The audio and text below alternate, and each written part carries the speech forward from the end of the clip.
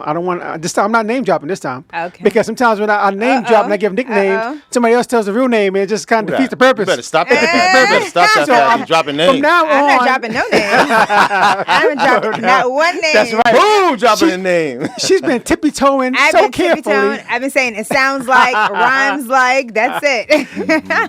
Yeah. But I know people personally that do not stay in relationships. Yes. And whether they do it on purpose or, like I said, they may have an issue where they see something in their household and they say, I just don't want to go through that.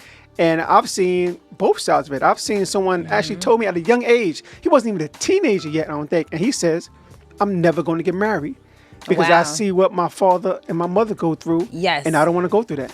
And this was as a teenager. I mean, he wasn't even a teenager. I think he was like 12 or 13. Okay. And a grown-up said, no, why would you say that? You don't know.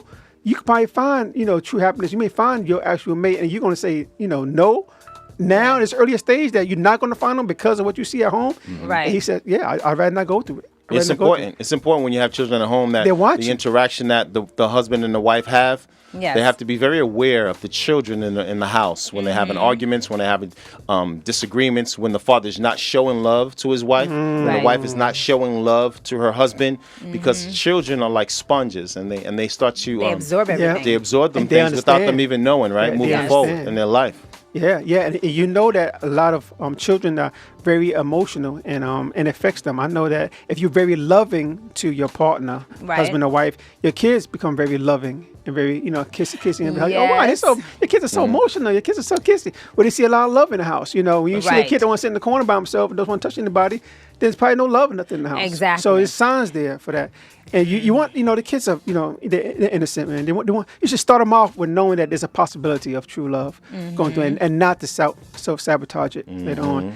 But you see, the thing is, when you grow up like that and then you go into the world being this loving being, because that's what you're used to, then you're dealing with people that were not raised in that environment, and they taint. It's almost like you become jaded. And so then you're no longer open to love. Now you're almost at the point where it's like you're at a no-nonsense level. Now you have a very low tolerance of BS. And that's why I think sometimes women tend to self-sabotage relationships. It's not because they want to, it's because they're just not here for it.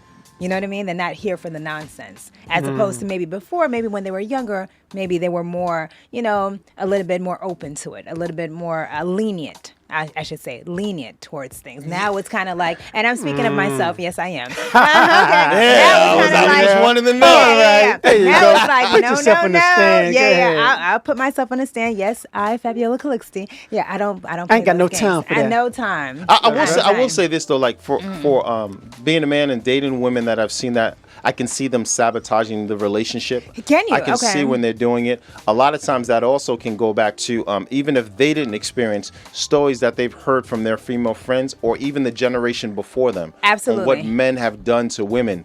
Right. Yes. So sometimes that could be a self-fulfilling prophecy. Something that we spoke about before. Right. Even if that man is not doing that to them. Oh, now that's different. But it's that relation. But it's that thing that they've heard of. My mother happened to my mother, and it happened to her sister, and it happened to this one. Yeah. And this guy, this one little thing that he's saying, maybe he's going that way. So you're so cautious about yourself that you don't really give this relationship a chance. Yeah, you become like cynical. You become like a cynic. That's right. Very judgmental. Without really giving that relationship a chance. And a lot of good men, just like women. Yeah. I could see that. You become too skeptical of others. Yeah. I'm guilty of that a little bit, but I think I'm a little bit more open. I give people a couple of chances, but after a couple, one or two, maybe one. I don't know. My friend told me. My friend told me I don't give people any chances. That's what he said. But I kind of sounded right. I know.